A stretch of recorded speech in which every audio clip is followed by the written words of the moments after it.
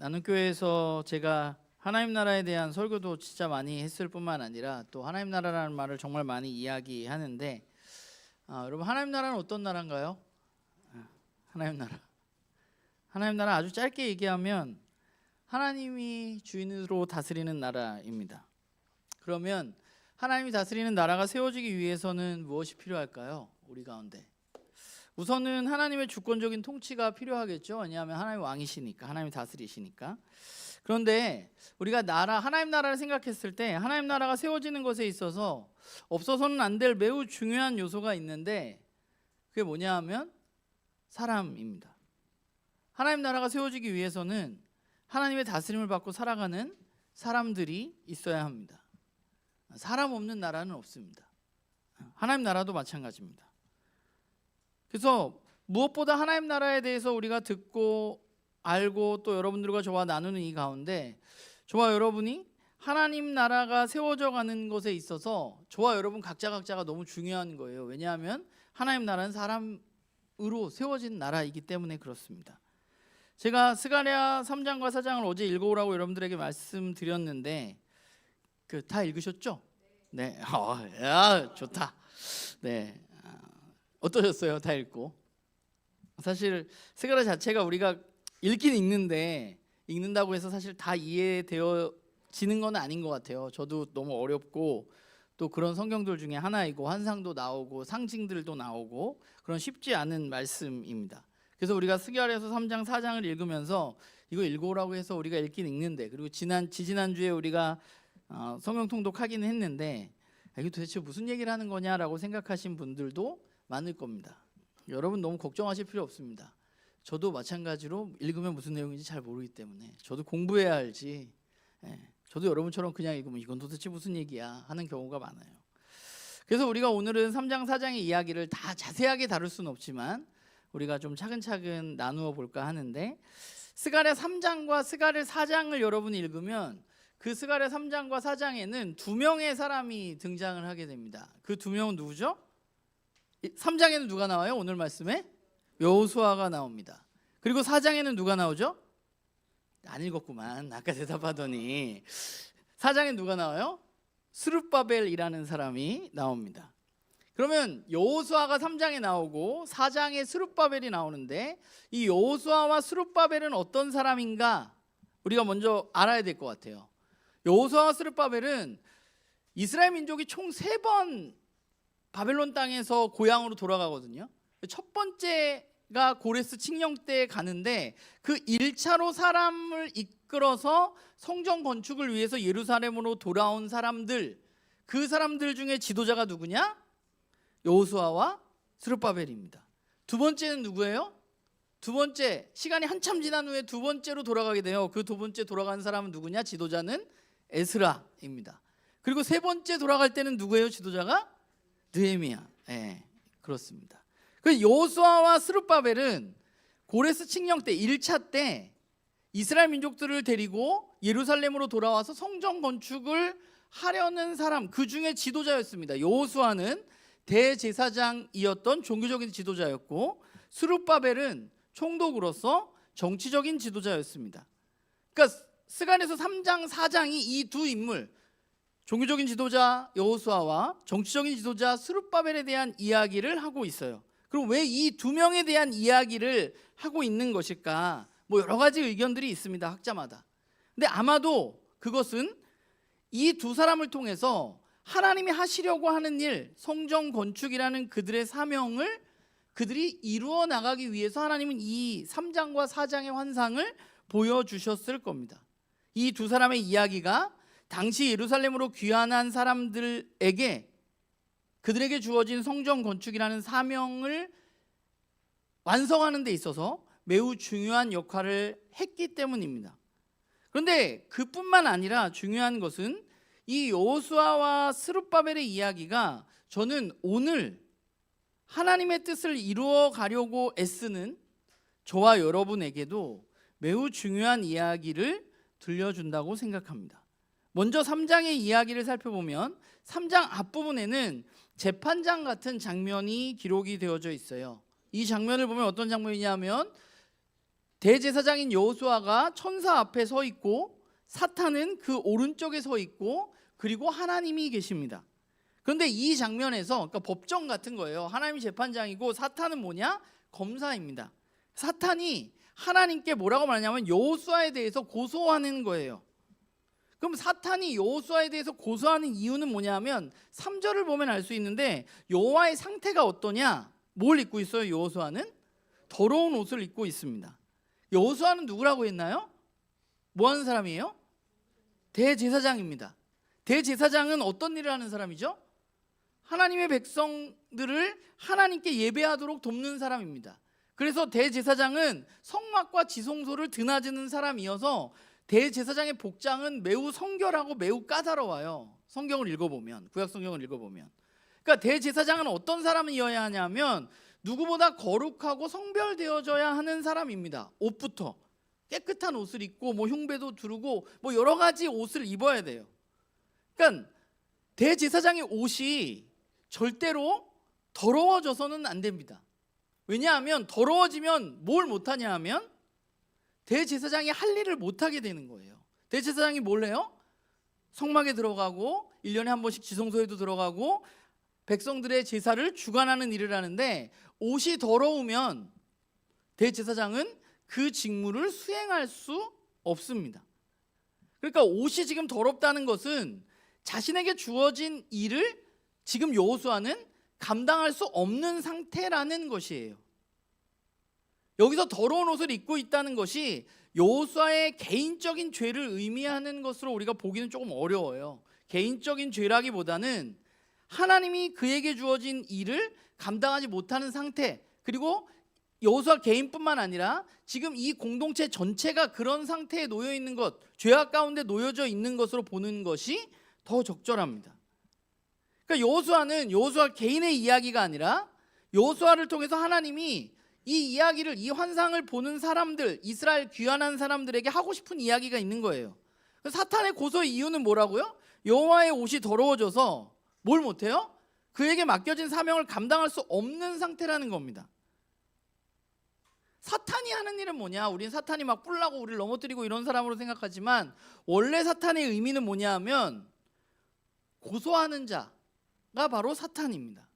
그 사탄이 지금 뭐라고 있는 거예요? 이렇게 더럽고 죄 있는 사람이 하나님의 일을 할 수 없지 않습니까? 할 수 없습니다 라고 하나님께 탄원하고 있는 것입니다. 우리가 지난 2주의 말씀을 생각해 보면 현재 귀환한 이스라엘 사람들에게는 분명한 사명이 있었죠. 뭘 해야 돼요? 그 사람들은 성전을 건축하는 일입니다. 스가랴가 활동을 시작했던 이유는 뭐예요? 성전을 건축해야 되는데 귀환한 이스라엘이 자신들이 해야 할 일을 잊고 성전 건축을 멈추어 있었기 때문에 하나님은 스가랴를 통해서 말씀하신 것입니다. 여러 가지 방해들 속에서, 여러 가지 좌절들 속에서 자신들에게 있는 사명을 그들이 잊고 있었기 때문이거든요. 그러니까 사탄이 지금 뭐라고 말하고 있는 거냐면, 하나님, 이 사람은 이 일을 감당할 수 있는 사람이 아니잖아요. 이 사람은 하나님의 뜻을 이루어갈 수 없는 죄인입니다. 이 옷 보세요. 이 사람은 하나님의 일을 절대로 감당할 수 없는 부족한 사람이라고 말하고 있는 거예요. 사탄은 하나님의 뜻을 이루어가려고 하는 사람들에게 뭘 하느냐 하면, 야, 넌 안 되지. 네가 무슨 하나님의 일을 하느냐. 너 같은 사람이 어떻게 그런 일을 할 수 있느냐 하는 참소하는 일을 하는 것이 바로 사탄이 하는 일입니다. 그런데 하나님은 오늘 말씀에 보면 그런 사탄에게 뭐라고 말씀하시느냐 보면, 사탄아, 네 말이 맞구나. 얘가, 여호수아가 이렇게 더러운 옷을 입고 있는 거 보니까 이 여호수아는 내 일을 감당하기 진짜 힘들겠구나 라고 말씀하시지 않고 하나님 뭐라고 말씀하시냐면 여호수아를 고발한 사탄을 책망하셨습니다. 3장 2절에 보면 하나님은 사탄을 책망하시면서 내가 예루살렘을 선택했다고 말씀하고 있습니다. 결국 내가 이 사람을 선택했다는 거예요. 내가 이 돌아온 사람들을 선택했다는 것입니다.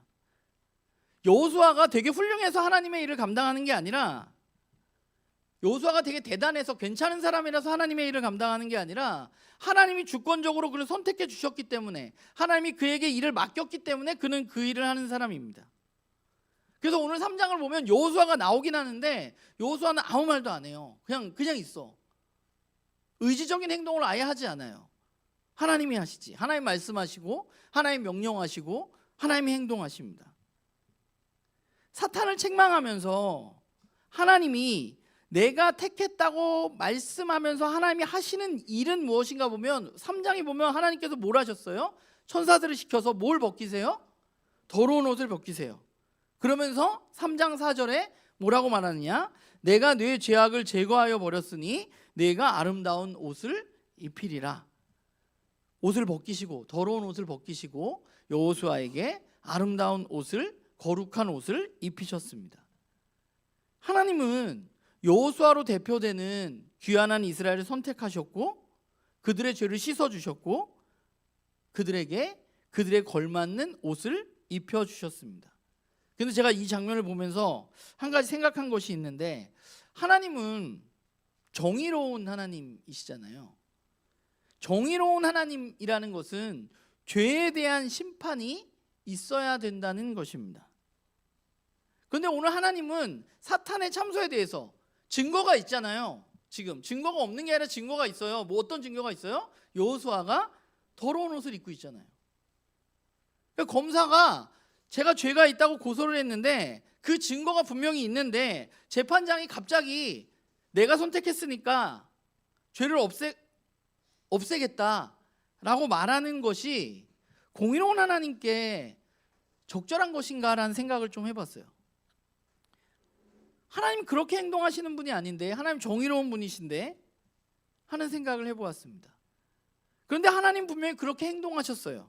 그런데 여호수아에게 하나님께서 그렇게 행동하신 것에는 이유가 있었습니다. 오늘 말씀 3장 8절을 보면 하나님은 여호수아에게 뭐라고 말하냐 하면 여호수아와 그 사람들이 예표가 되는 사람들이라고 말해요. 예표는 뭐냐 하면 뭔가를 드러내는 사람들, 모델이 되는 사람들이거든요. 그럼 어떤 것의 모델이냐, 어떤 것을 하나님이 알려주고 싶으시냐, 3장 8절에 보면 누구를 준비해 주셨냐?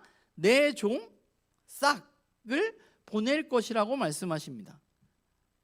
그럼 여기서 내 종 싹은 누구냐? 우리가 생각해 봤을 때 구약 성경의 예언서들을 살펴보면 종, 하나님의 종, 또 하나님의 싹, 하나님의 가지, 이렇게 표현된 사람이 있어요. 누구냐? 바로 메시아입니다. 이사야는 메시아를 이야기하면서 고난받는 종, 하나님의 종이라고 이야기했고, 예레미야서 23장과 33장에 보면 다윗에게서 의로운 한 가지가 날 것이라고 이야기했습니다. 그러니까 종이란 이미지와 이게 싹이 가지라는 말과 같은 히브리어거든요. 종이라는 이미지와 싹이라는 이미지는 모두 누구를 이야기할 때 구약 성경에서 이야기하고 있는 거냐면 메시아를 이야기할 때 하나님이 예언자들을 통해서 하시는 단어입니다. 그러니까 하나님이 이 스가랴에게 하신 말씀, 내가 내 종 싹을 보내겠다는 이 말씀은 이제 메시아를 이 땅 가운데 보내시겠다는 것이에요. 그러면 그 종인 싹이 와서, 메시아가 와서 어떤 일들이 가능하게 되느냐? 원래는 그 죄에 대한 심판을 받아야 하지만 9절에 보면 메시아가 와서 메시아 일을 했을 때 어떤 일이 일어나냐? 9절 마지막에 이 땅의 죄악을 하루에 제거해버리는 일이 일어날 것이라고 하나님 말씀하고 있는 거죠. 그러니까 하나님이 정의롭지 않아서 그냥 내 편이어서 난 얘를 선택했으니까 여호수아의 더러운 옷을 벗겨주신 것이 아니라, 하나님은 여호수아를 통해서 앞으로 오실 메시아를 통해서 모든 사람들의, 온 백성의 죄를 사해 주실 것이라는 것을 여호수아의 이 3장의 사건을 통해서 미리 사람들에게 보여주고 있는 것입니다. 그러니까 결국 사탄은 더러운 옷을 입은 여호수아를 하나님 앞에 고소했지만 하나님은 그를 깨끗게 하여 주시고 그가 그의 사명을 감당할 수 있도록 거룩한 예복을 다시금 입혀주셨습니다. 제가 말씀 시작하면서 하나님 나라가 이루어가는 데 있어서 중요한 것 중에 하나가 뭐라고 했죠? 사람입니다. 아무리 보아도 하나님의 다스림을 받고 하나님의 일을 해낼 것 같지 않은 사람들을 하나님께서는 선택하셔서 그들을 깨끗하게 하시고 그들에게 옷을 입혀주셔서 그들이 하나님의 뜻을 이 땅 가운데 이루어갈 수 있도록 해주시는 것, 그 일을 하나님은 하고 계신 것이죠. 그러니까 하나님은 하나님의 일을 이루어갈 하나님의 백성들을 계속해서 그때부터 지금까지 계속해서 세워가고 계신 것입니다. 그러면 그렇게 깨끗해진 그 사명을 감당할 만한 사람이 되어진 그 하나님의 백성 여호수아가 해야 될 일은 뭐냐? 오늘 말씀 3장 7절에 보면 뭐라고 말해요? 만군의 여호와의 말씀에 내가 만일 내 도를 행하며 내 규례를 지키면 내가 내 집을 다스릴 것이라고 말씀하고 있습니다. 하나님의 백성이 하나님의 뜻을 감당하기 위해서 해야 할 것은 뭐예요? 하나님의 말씀을 듣고 그 말씀을 지켜서 행하는 것입니다. 하나님의 나라는 하나님의 다스림을 받는 하나님의 백성을 통해서 세워지는 것입니다. 하나님이 값없이 하나님의 백성을 불러주셨다면, 예수 그리스도의 핏값으로 우리를 불러주셨다면, 이제 하나님의 백성이 된 사람들은 뭘 해야 되느냐? 세상의 가치가 아니라 하나님의 말씀을 듣고 지켜서 행하는 일, 그 말씀을 지키는 것, 순종하는 것, 그것이 하나님 백성들이 해야 할 일이라는 거예요. 그것을 통해서 하나님의 뜻이 이 땅 가운데 이루어져 갈 수 있는 것입니다. 그런데 하나님의 백성이 하나님의 말씀을 지켜나가기 위해서 매우 중요한 한 가지가 또 있는데, 그것이 무엇인지에 대해서 하나님은 4장에 이야기하신다고 저는 생각했어요. 하나님은 그것을 여호수아가 아니라 또 한 명 누구예요? 스룹바벨이라는 사람을 통해서 우리에게 필요한 한 가지를 이야기해주고 있습니다. 4장에 보면 환상이 나와요. 환상이 앞뒤로 나와요. 등잔대가 나오고 기름이 나오고 그리고 옆에 감람나무 두 그루가 나오는데, 그 환상이 앞에 뒤에 나오는데 그 중간에 갑자기 좀 생뚱맞게 스룹바벨에게 주시는 하나님의 말씀이 기록되어져 있거든요. 4장 6절에 여러분 성경을 보세요. 제가 읽을게요. 스룹바벨에게 하나님이 하시는 말씀 뭐냐 하면, 그가 내게 대답하여 이르되 여호와께서 스룹바벨에게 하신 말씀이 이러하니라. 만군의 여호와께서 말씀하시되 이는 힘으로 되지 아니하며 능력으로 되지 아니하고 오직 나의 영으로 된다 라고 말씀하십니다. 하나님의 나라는 하나님의 말씀을 지키는 하나님의 백성으로 세워져 가는데, 그 하나님의 말씀이 지켜져 가기 위해서는 뭐가 필요한가? 힘과 능력으로 되는 게 아니라 하나님의 영으로 그것이 가능하다고 말씀하고 있는 것입니다. 스룹바벨은 어떤 사람이었다 그랬어요? 정치 지도자였습니다. 총독의 임무를 받은 사람이에요. 그 사람 스룹바벨은 사람들을 이끌고 와서 예루살렘에 와서 성전을 건축하는 일을 지휘했던 사람입니다. 총독이라는 자리는 힘과 능력을 가진 사람입니다. 당시에 왕으로부터 부여받은 권한이 있는 사람입니다. 지금 귀한 공동체가 해야 할 일은 성전을 건축하는 일인데, 그런데 그 성전을 건축하는 일이 그냥 세상에 건물을 짓는 일이었으면 그것은 힘과 능력으로 제가 봤을 땐 충분히 가능했을 일입니다. 세상에 어떤 일을 할 때 세상에는 뭐가 필요하냐 하면 힘과 능력이 필요해요. 요즘엔 돈이 필요하고.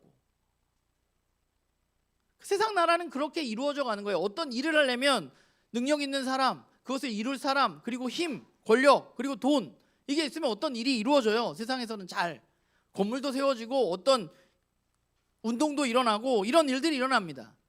그런데 문제는 뭐냐 하면 하나님의 일은 그렇게 안 된다는 거예요.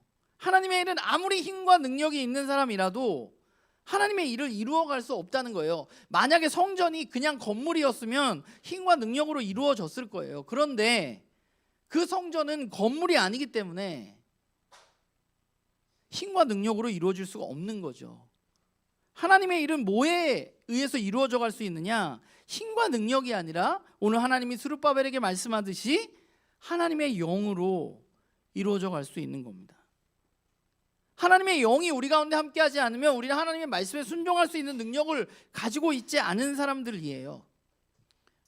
하나님의 영이 우리 가운데 움직이셔서 우리가 그것 하나님의 영으로 움직일 때 그때 하나님의 일을 우리는 해나갈 수 있는 겁니다.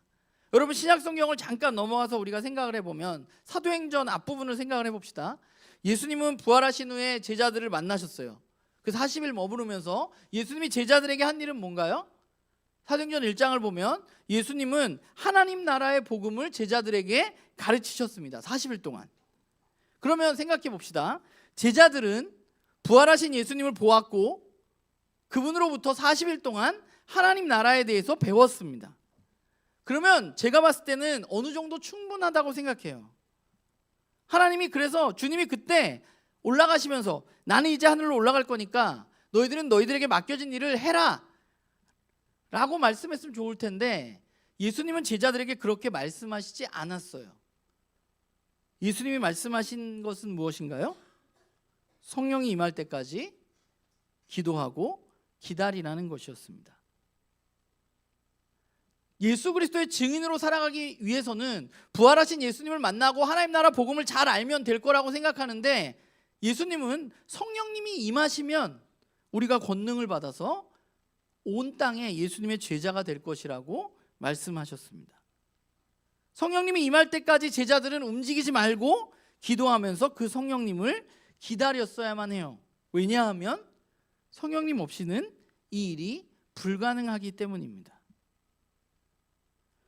우리들도 마찬가지인 것 같아요. 우리가 하나님의 일을 이루어가기 위해서 하나님의 뜻을 이 땅 가운데 이루어가는 사람으로 하나님 나라를 세워가는 사람으로 살아가기 위해서는 먼저 우리들에게 필요한 것은 예수 그리스도를 통해서 우리가 죄를 씻음 받고 하나님의 자녀가 되는 것입니다.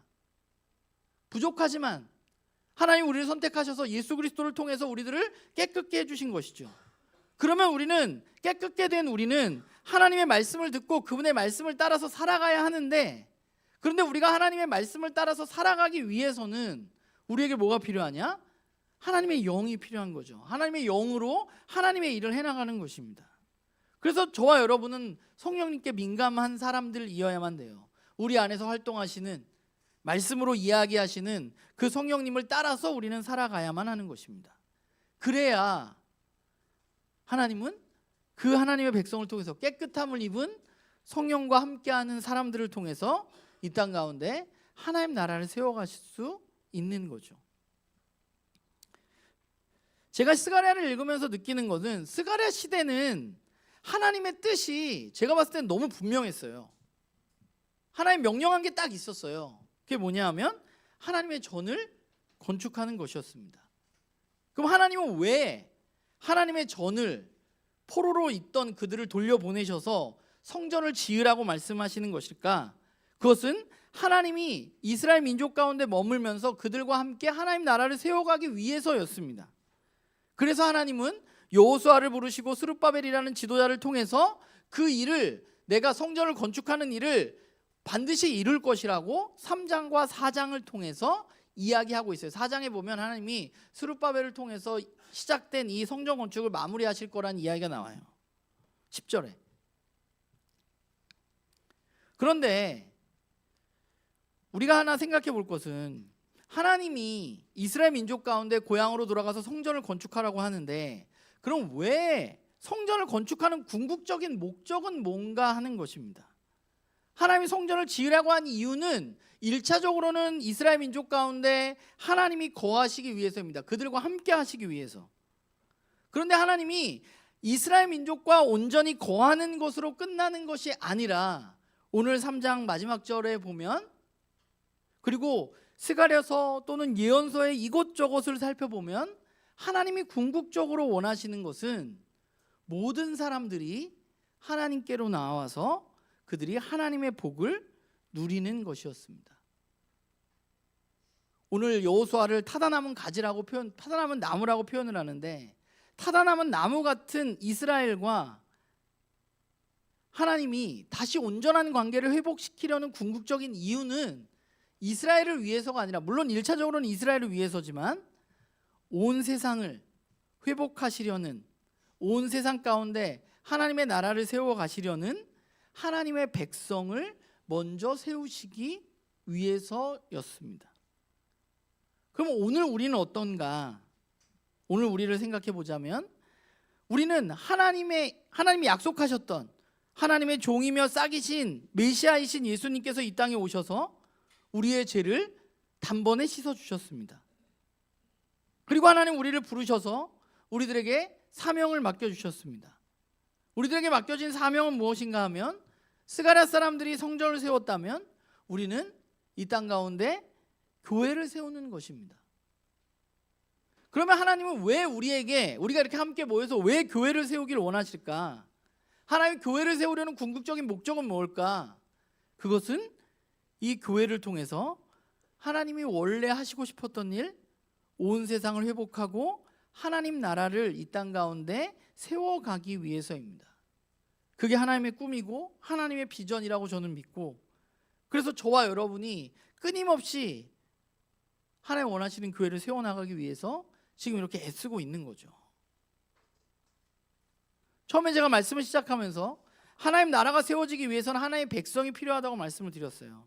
사실 4장의 환상을 보면 조금 이해하기 어려운 부분들이 나와요. 7개의 등잔을 가진 등잔대가 등장하고 그 등잔대에는 또 7개의 관이 있고, 그리고 그 관 옆에는 2그루의 감람나무가 있고, 감람나무 가지가 관으로 연결되어져서 그 감람나무 가지에서 등잔대에 기름을 공급하는, 그러니까 제가 묘사해 보면 그래요.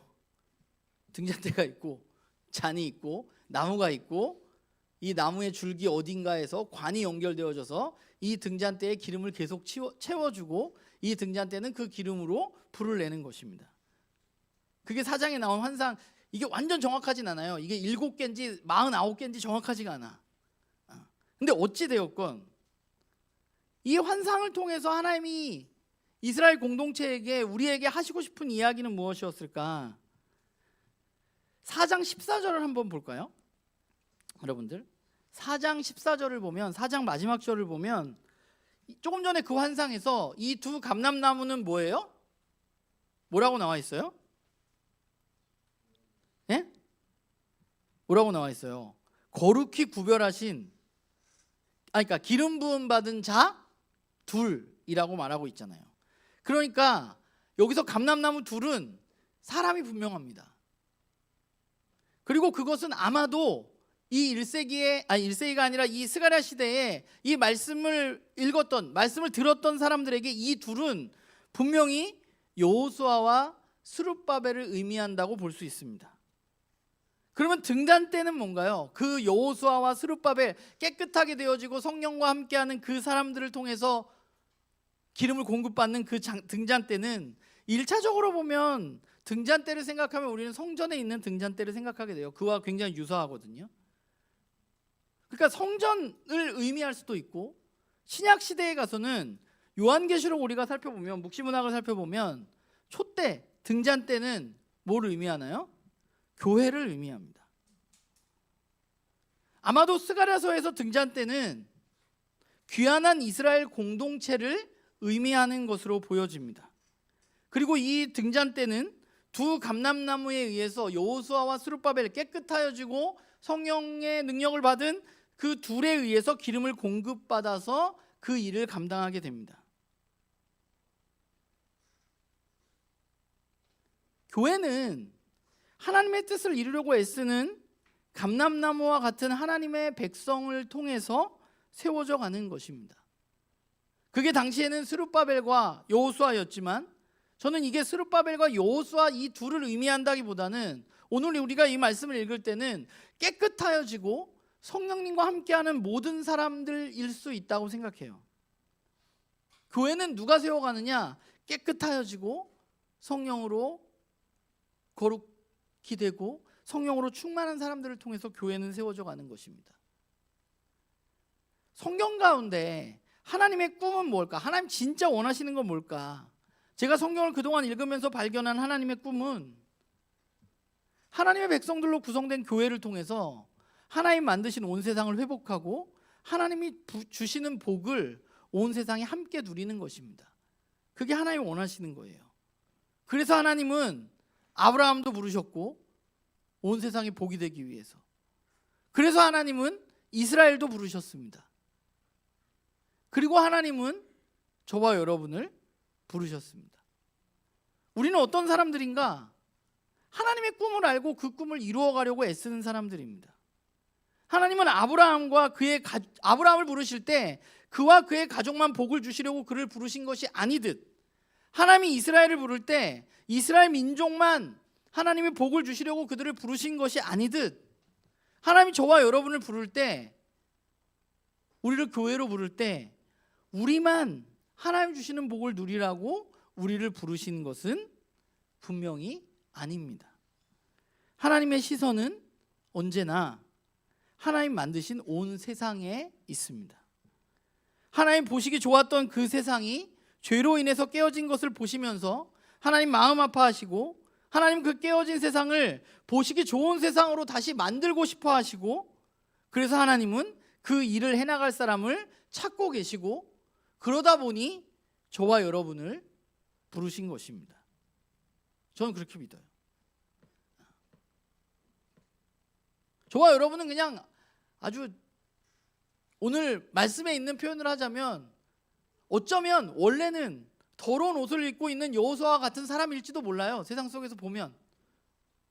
그러나 하나님은 우리를 부르셔서, 우리를 선택하셔서 그 옷을 벗기시고 우리에게 거룩한 옷을 입혀주시고 관을 씌우시고 네가 그 일을 충분히 해나갈 수 있다고, 네가 그 일을 해야 한다고 우리들에게 말씀하고 계신 것이죠. 올해 주제가 만물을 충만하게인데, 에베소 1장 23절에 보면 우리가 잘 아는 말씀이죠. 교회는 그의 몸이니 만물 안에서 만물을 충만하게 하시는 이의 충만함이다. 교회는 깨어진 이 만물을 충만하게 하시는 예수님을 머리로 둔 몸과 같습니다. 예수님이 우리의 머리가 되신다는 것은, 우리가 그분의 몸이 된다는 것은 우리가 만물을 충만하게 하시려는 그 하나님의 꿈에 동참하고 있고 그 일을 함께 하고 있다는 것입니다. 저도 그렇고 이 자리에 함께한 나눔교회 식구들도 그렇고 우리가 그 사실을 잊으면 안 된다고 생각해요. 오늘 말씀에서 3장과 4장을 통해서 하나님은 스가랴를 통해서 이스라엘 귀환한 공동체에게 말씀하시고 싶은 것은, 여호수아와 스룹바벨을 통해서 이제 내가 너희들이 그렇게 지금 흐지부지하고 핍박 가운데 있고 보기에 너무 초라한데, 그래서 우리 잠시 멈춰두었던 그 하나님의 일을 완성할 거라고 말씀하고 있는 거예요. 여호수아와 스룹바벨이라는 사람을 통해서 그 일을 내가 할 거야 라고 말씀하시는 거예요. 그게 스가랴 3장 4장의 내용이에요. 그런데 하나님은 오늘 우리에게 이 말씀을 통해서 하시는 말씀은 저와 여러분에게 감람나무와 같이 깨끗하여지고 성령 충만한 우리들을 통해서 하나님은 이 땅에 하나님의 뜻을 이루어 가실 것이라고 말씀하고 계신 것입니다. 이제 우리들이 해야 할 일은, 우리가 만물을 충만하게 하기 위해서 우리가 해야 할 일은 오늘 말씀에 있는 것처럼 하나님의 말씀을 듣고 그 말씀에 순종하는 삶을 살아가는 것입니다. 그리고 그 순종하는 삶을 살아가기 위해서 여전히 우리는 우리 안에서 함께 하시는 성령님, 때로는 그것이 막 부딪혀서 싸우기도 하지만, 내 욕망과 성령님 말씀하시는 것이 부딪히긴 하지만, 그러나 우리는 성령님을 선택하고 성령님을 따라서 살아가는 것입니다. 하나님의 뜻은 힘과 능력으로 되지 않습니다. 우리가 아무리 인원이 많아지고 아무리 돈이 많아진다고 해서 우리가 하나님의 뜻을 이룰 수 있는 게 아닙니다. 하나님의 뜻은 하나님의 영으로 깨끗하여지고 하나님의 영과 함께한 사람을 통해서 이 땅 가운데 이루어져 가는 것입니다. 우리는 사실 아무것도 아니지만, 우리는 어쩌면 더러운 옷을 입고 있는 타다 남은 가지 같은 그런 사람들이지만, 너무 감사하게 하나님 저와 여러분 부르시고 우리들에게 내 꿈을 이루기 위해서 네가 함께 하자고 말씀하여 주시고, 우리를 더러운 옷을 벗겨주시고 거룩한 옷을 입혀주시고, 또 우리들에게 하나님의 영을 보내주셨습니다. 우리는 우리의 사명을 잊지 않고 그 하나님 나라의 백성으로서 하나님 나라를 세워가는 그 일에 동참하는 그런 우리 나눔교회 식구들 모두가 되기를 주님의 이름으로 부탁을 드립니다. 기도하겠습니다.